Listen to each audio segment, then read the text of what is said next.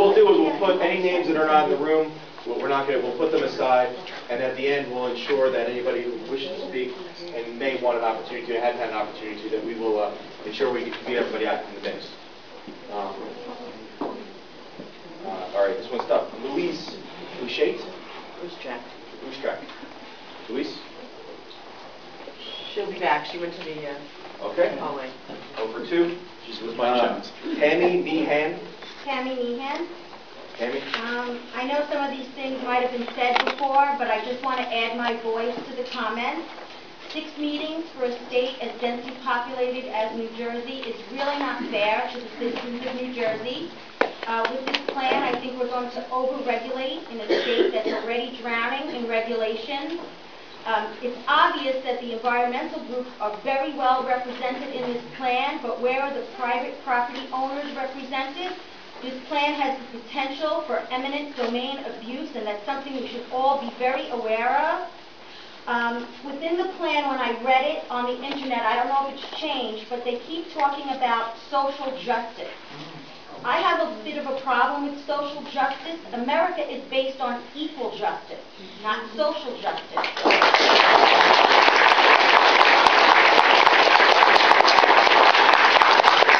Social justice means different things to different people.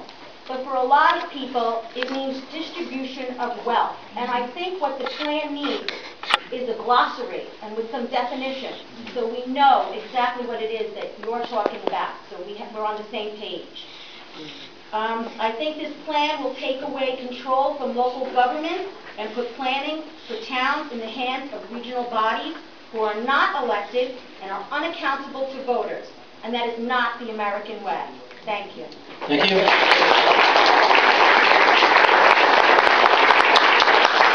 Peter Reinhardt, is Peter still here? I'm done. You're good? Okay. Patrice Humphreys? Beatrice. And Peter is next after. I think I hope one of the things that are being changed is the allotment of the low-income housing plans that the towns have to put in so many units, 4,000 units, 3,000 there. I would hope that is going to be eliminated. You said the towns are going to be in charge, not the state, right? You said we're turning it over to a municipality. That's correct. And right now, it's the state that is demanding certain things in the towns, and I don't think it's right. Thank you. Shelley's up after Peter. I was over in Denmark. They have this wonderful agenda over there. I got on the train from one town to the next, and you went by and you didn't see one house. The next station had this big, beautiful apartment, and you went to the next town, and you didn't see a house, big apartment house, and that's what you want to do. And also, I went to Russia, and they had the same thing. And there, they had these big, huge buildings for people to live in. The windows were falling out of the building because they couldn't keep the upkeep on it. And this is what we're entering into. I believe this is where we're going down into.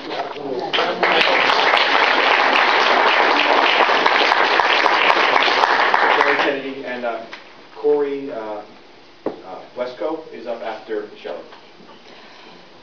Are we going to get to use the microphones too? Well, can everybody hear Shelley? No. You got the microphone. Okay, if you promise to give it up after 5 minutes. I promise.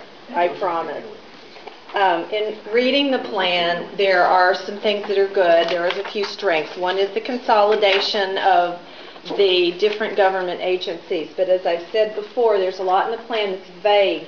And having been to several of these meetings and basically been saying the same things, my question is, and I don't expect an answer right now because this is my comment period, is when are we going to see this on the internet?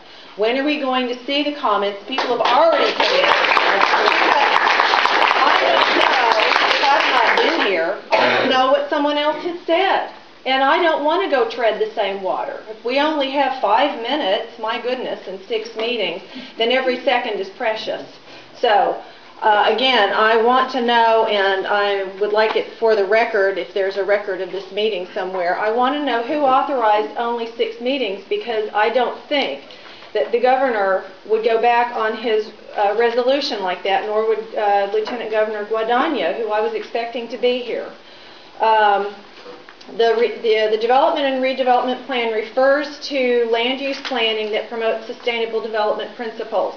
Now, to some people, the word sustainable development means something specific. I don't see it defined in the plan anywhere to mean anything else other than what has already been defined in other places, such as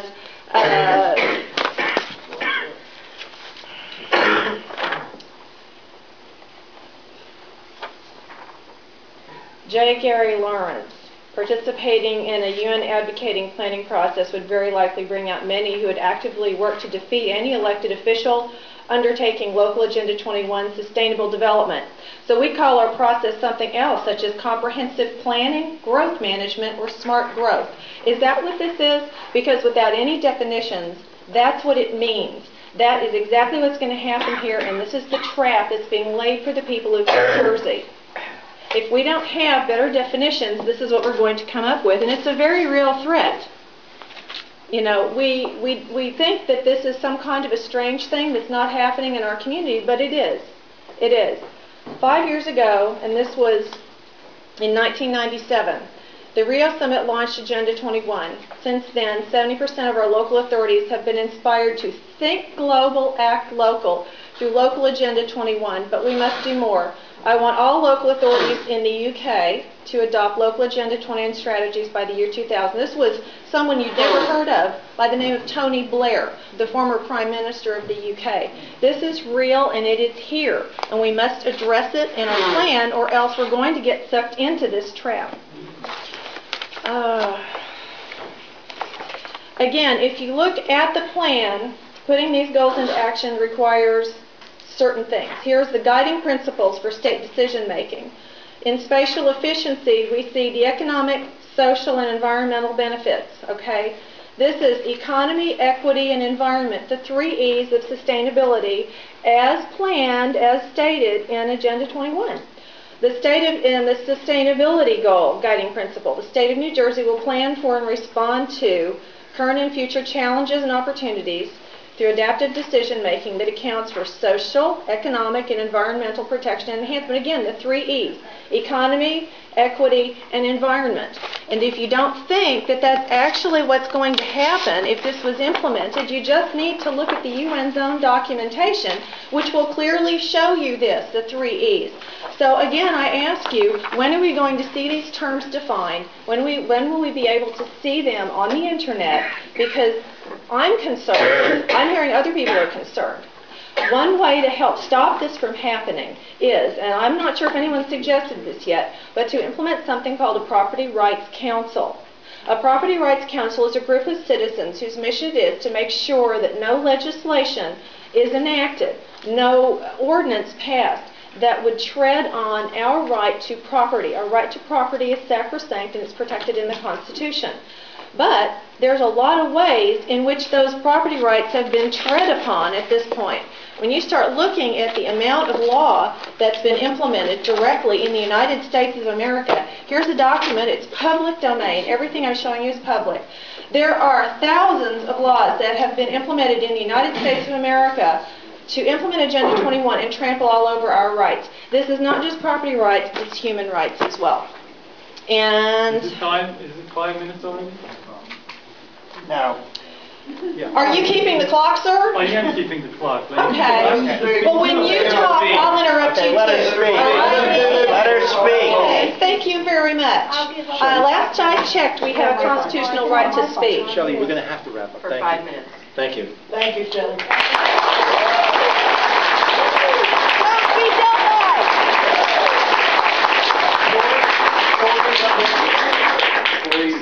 California. Good evening, my name is Corey Wesco, and I'm here on behalf of the New Jersey Builders Association. I'm also the current president of the Shore Builders Association of Central New Jersey, which is a local affiliate of the State Association, which represents hundreds of industry-related companies in Mercer, Middlesex, Monmouth, and Ocean County. In addition, in my professional Director of Land Acquisition for Pulte Group, who is a publicly traded national home builder currently developing about 20 neighborhoods here in New Jersey. Now that I've shared with you all my affiliations, I'm sure we'll all be great friends.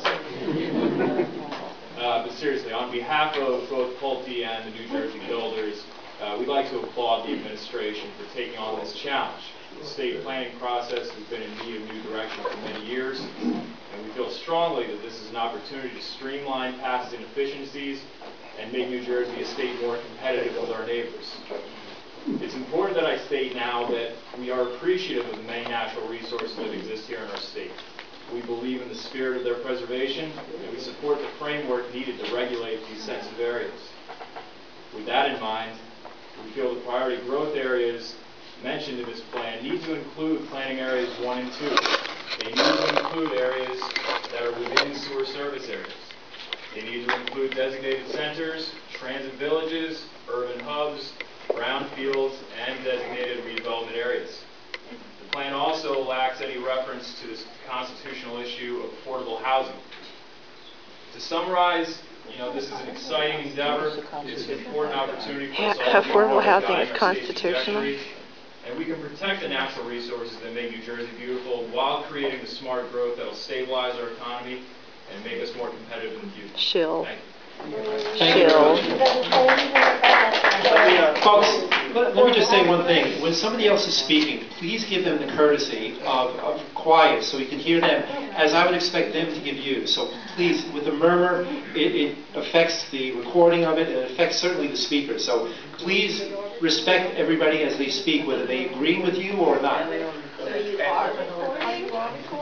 Yes. I thought you said you weren't. You weren't. You weren't recording. So where are you recording? What recording? We have a system of Right. We're not hiding anything. It's right here. We're right here. Before you said we weren't We're not recording video. Somebody asked about a video to be posted. Okay, we asked to record it, I didn't get a video. So you can post the comments then. And I'm in charge of keeping time, so if anyone goes over, you can blame me for not keeping the time, okay? We're gonna clock right there. All right, you got a clock there too, but let us keep this orderly, thank you. And 2 people that we called on early that signed up early, Mike Jones and Luis Urshak, were not in the room. We'll maybe give them a call out if they're in here. Okay, well, we're gonna wait them to the end then. Luis? Okay. I just simply, among other things, have a question that spins off of the question that I asked earlier, and that is, how do you plan to limit growth in non-growth areas, and what assurances do we have? And the case in point that I'm really thinking of is something which impacts the Swimming River Reservoir here in Monmouth County. And I'm wondering, since the DEP is now pushing for Homedale to extend sewers into the former Bell Labs area and also potentially up to the PNC Arts Center area, this would just mean less recharge and more runoff ending up in the Swimming River Reservoir, which already has too little recharge for the base flow of streams and too much runoff to it. So there are now complete islands with mature vegetation on it in that reservoir that were not there 20 years ago. Partly this is also from stream corridor erosion that would end up there, but also from further upstream soil destabilization or development. So I see what you're saying here this evening, but I do not see how you square that with what the DEP is now basically pushing in this town, and that is a situation that basically affects all of northern Monmouth County, because since we are critical area #1 for water supply in New Jersey since the early 90s, and that has meant that all water companies have to reduce the amount they take from their deep wells and the aquifers, and have to go instead and take 50% of their water supply essentially from surface water. So it means the shorelands, which serves Hazlet and some of the Bay Shore and northern Homedale, also is taking water from that reservoir. And I live in Shrewsbury. That's my water also. All the way down to probably Long Bridge at this point in time. And then coming up and went to southern half of Monmouth County basically from the other reservoirs from the Nantucket. But I don't see that where you have focused on really affording protection. And economic development is fine, but it's going to be completely sabotaged if we ruin our water supply. That is absolutely critical. We can't lead healthy lives if we don't have clean air to breathe and clean water to drink. It's just very basic and very simple. Thank you.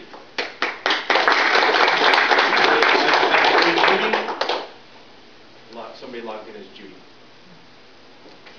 Okay. Mark? Sir? Thank you.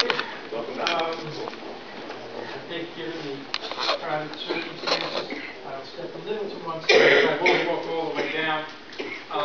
Unless, can your recording catch me accurately? Otherwise, I will come down and take the mic. Mark, I would say Come on down. Take the mic. Okay. The plan talks about walkable communities, vibrant downtowns, and so forth. I'd like to consider a little bit about that. My early years were spent in Queens Village, New York. This was a walkable community. Women walked to the supermarket 3, 4, or 5 times a week because they couldn't bring a whole week of groceries home in a hand-pulled cart. Or they made one trip a week by automobile in the evening with their husbands and children. And by the way, Queens, Brooklyn, they're the ultimate transit village. Why build another one here? The modern supermarket has to be big. Economy of scale keeps prices low and selections large. You cannot make that walkable, and you cannot put a week of groceries on a bicycle. Look around New Jersey for places where the downtowns are vibrant. These business districts have specialty stores, boutiques, florists, restaurants, salons that draw customers from a wide area, a non-walkable area. And they have parking for their customers who must come by automobile. In the best of them, the parking is off-street, typically behind the commercial blocks. Madison comes to mind, inactive parking behind Cedar Lane, Long Branch also, although I'm not so familiar with that anymore. A better example, I know this is getting a little away, may be found in New York State, where Mount Kisco has 3 shopping streets surrounding a large parking area. It's quite attractive. It is, in a sense, an open mall turned inside out, a downtown surrounding a parking area. A different model is found 2 towns to the south, Pleasantville, where geography allows railroad and parkway to be out of sight in cuts. Pedestrians and vehicles flow easily. There's parking between stores, behind stores, angled parking on the streets. It doesn't work quite as well as it used to before the arts theater moved in, but it still works. There are ways to do this, to make it work. Now, let's consider Mattawan, the downtown that I'm familiar with. There are a number of closed businesses on Main Street. One of them is a commercial building that was once a small supermarket. Without economy of scale, it could not survive. Since then, a hardware chain, a paint chain, another supermarket have tried to make the location work. They have all failed. Mattawan has now accepted a mixed-use proposal. The new building will be 3 floors of apartments above 1 commercial floor, 39 dwellings.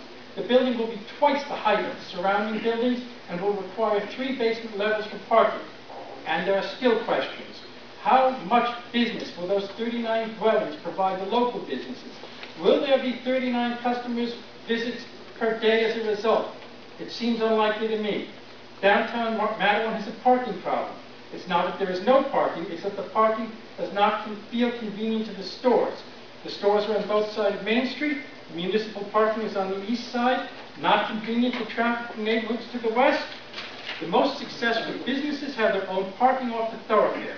The downtown is walkable, but not accessible to customers who might choose to come by motor vehicle. Which brings us back to that building scheduled for redevelopment. The site has an alley to the side and one in the back, which gives it access to both Main Street and a major access road from the west. If they decided to turn it into parking, the borough would lose taxes from the site, but the downtown businesses might easily see several hundred more customer visits per day. By the borough meeting the needs of the customers might be brought in, meeting the needs of businesses which would then thrive instead of just survival. The whole approach of mixed use and walkable communities is flawed outside of big cities. Walkable, as used in this document, means inaccessible. It flies in the face of the principles of economics. Mark, you're going to have to wrap up. Economy of scale, wide customer base for a larger market, and lower transaction costs. It is a step back, it is unpopular, it is a deeply flawed mistake. Thank you, Jerry. Thank you, Mark.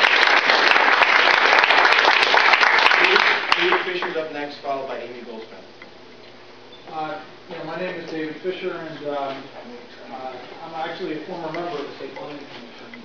I'm a licensed professional planner. I worked most of my career in the development business. So I was appointed as someone who's got a planning background and a land use background, just for those people who had asked before what type of people get appointed to the commission. There were a few environmental representatives on the commission, public members back when I was on it, between 2000 and 2005.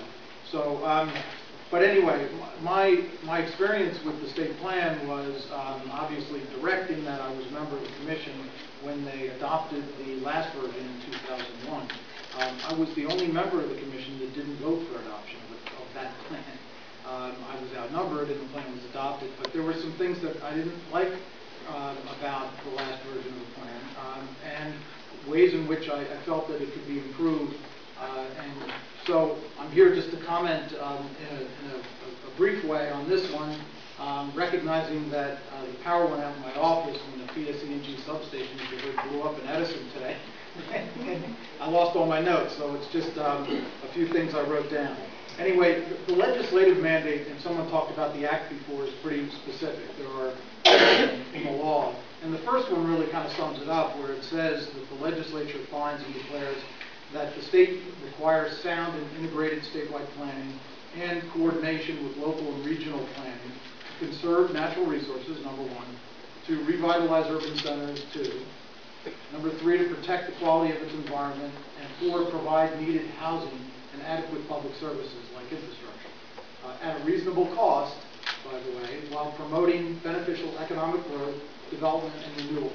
And that's a very broad mandate, but yet the State Planning Commission, and I guess in this new version of the state plan, has to come up with a way to meet all of those goals. And that's what I think they're trying to express in this plan. I like things in this new plan for a few reasons. One, it's brief. It's less than 50 pages, and there are very few government documents that come out that brief when you're talking about a plan for the entire state. The prior plan was 360 pages, and in many ways didn't accomplish much because it wasn't well implemented. So the commission has to work with, once it adopts this new plan, local government and county government to see if they can kind of get on the same page with each other. The other thing I like about this plan is it talks about making state agencies accountable for each other to kind of make sure that they're on the same page with whatever this new state plan becomes. And that's real important for the business community and selfishly, developers in particular, because we often come up against permits that we need to secure from different state agencies that one agency says yes, another agency says no on the same site, and they can't make up their mind whether or not the development makes sense, or whether or not the resource needs to be protected different ways. The four primary goals in the plan, the draft plan, I like. I think it's pretty self-explanatory and creates a good foundation for a plan that can use criteria to identify new growth areas. Many of the growth areas are identified, and I think they make sense, but I think one of the things the Commission should focus on is coming up with criteria that tries to achieve the better use of land relative to employment and housing. Oftentimes we've got houses in the wrong place relative to how close they live to where they work. And it's not that, all of us can live close to where we work. We have cars and highways, and that's how we've developed in the state. And it's a very diverse state for that reason. And as was mentioned before, every local government has the power to zone and plan, and therefore, towns will come up with their zoning plans. I'm just hopeful that a new state plan can try to encourage new land use decisions to be made where, more often than not, housing can be close to where jobs are. Urban revitalization is something our company's done for almost 20 years, and we were one of the proponents of it going back to Newark over 20 years ago. But it's difficult and it's expensive, and you can't expect that New Jersey will grow just in the urban areas and in our towns. We need opportunities in the more suburban and rural parts of the state as well. Otherwise, I think we will be very destructive to our economic systems. And I've got some other suggestions, but I'll put them in writing and I'll be happy to forward them to the Commission. Thank you, Dave. Great. Amy, and then Anthony Cooper. Hello, my name is Amy. I'm the State Director of the New Jersey Environmental Federation. I'm also a longtime resident of Monmouth County and Red Bank, specifically, and raised my family. I wanted to say that while the plan has some laudable goals in it in terms of directing economic investment in the right places, and that the desire for coordinating and greater efficiency are good, and given the limited resources that we all have in our towns and in the state, we want to use every dollar, every property tax dollar wisely and efficiently. But regardless of anyone's position in the room, we don't believe, I don't believe that the criteria are defined well enough. The public input isn't guaranteed throughout the process. And some others have stated, but the devil's in the details, and it's going to be buried in the agency processes down the road. And so we are concerned about maybe different issues than other people in the room. But there's still the concern of transparency is important, and our concerns revolve around the environmental issues, the redevelopment. We think the state should have an economic redevelopment plan, but the state plan may not be the right vehicle. If you want to invest in industry, then have an economic, industry investment plan. You don't need to use the state plan to do that. If you want to grow in the right places, then the state plan should work to do that. But you want to attract and grow future and right industries in the state, we would say we would want to have more green industries. We would want to have more research and development. We would want to have partnerships with the intellectual capacity that we have, the universities that we have here. The state plan, as you're proposing it, would focus on industries that exist. And yet, maybe those aren't the right industries for the future of New Jersey. If we are the largest solar installing state after California, then we should be building our solar panels here in the state. We should be doing the R&D here in the state as we did in the past. We were the state that invented the catalytic converter. We can do that kind of inventing. Again, we could be doing that kind of manufacturing. So we don't think that this economic plan really addresses the economic needs or the investigations and investment that needs to be done. And so the other issue that I'd like to say is that because there's a lack of specificity, that there's an opportunity for mischief. We don't want that kind of mischief, and in our view, the mischief is that the environment and our communities and the vibrancy of our communities would not be protected in the ways that we would want to see. We are very concerned, I am very concerned, knowing as much as I do know about drinking water and about questions about our wastewater. I'm very concerned that we're not going to have the water that we need for our industries and for our families to drink and to use. We have lots of food industries here. Goya, Anheuser-Busch, lots of them depend on good, clean water. That's why, in part, we protected the highlands, was for those industries as well as other things that we do, including the people who live here. So, in closing, I'd like to say that I'm very concerned, for Monmouth County, which I think has done a pretty good job in some places in protecting its parks and protecting land, but in other ways it hasn't done as good a job. And I'm concerned that the statutory intent of the State Planning Act must be adhered to, and it has to, whatever this plan is, has to last and go beyond the particular administration. This administration might have the best of intentions, but it has to last beyond this administration. So specificity would better ensure that it lasts over time. Thank you, Amy. Followed by Vincent Dominion after Anthony. I'm Anthony Cooper. I live in Handheld. I have 3 comments. First, under the state draft plan's goal for aid, preservation, and enhancement of critical state resources, I believe some additional attention should be paid to New Jersey's existing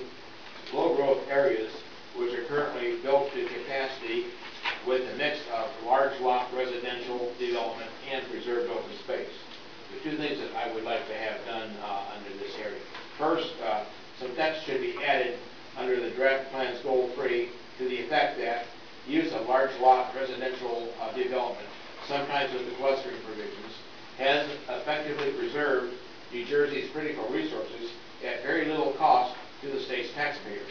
And this should be encouraged and continued. The second point is that while the existing text in the draft plans, page 33, properly discourages high-cost infrastructure extensions in preservation-oriented low-growth areas, some additional text seems needed to clarify the state's investment that is appropriate for major infrastructure repairs in these areas, as, for example, when dealing with a bridge cutting. In other words, a preservation-oriented low-growth area should not be allowed to degenerate into a depressed area because of inadequate funds for repairing major infrastructure events. My second comment, this draft plan is currently missing any specific treatment about protecting environmentally critical areas, which are identified in the State Planning Act as wetlands, floodplains, stream corridors, aquifer recharge areas, steep slopes, areas of unique flora and fauna, and areas of scenic, historic, cultural, or recreational value. End of quote.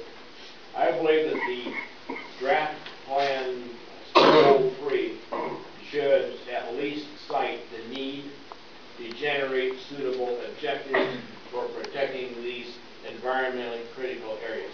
This will take a lot of work to cite that, but that's the objectives, as a title of the program. But please do not ignore it. My third comment, this draft plan appears to lack any input from municipalities. Indeed, I understand that the criteria to be used in identifying the areas for economic growth and the areas for preservation or protection were released on February the 10th. That's just 3 days before the first public hearing on this draft final state strategic plan for New Jersey's state development and redevelopment. End quote. Now, municipalities just can't react that fast. Let me just go on to say that the state's done a pretty poor job, in my opinion, of listening to municipalities. I point to last year's extremely heavy-handed action by the Department of Environmental Protection in expanding sewer service areas in Homedale into environmentally sensitive planning area 5.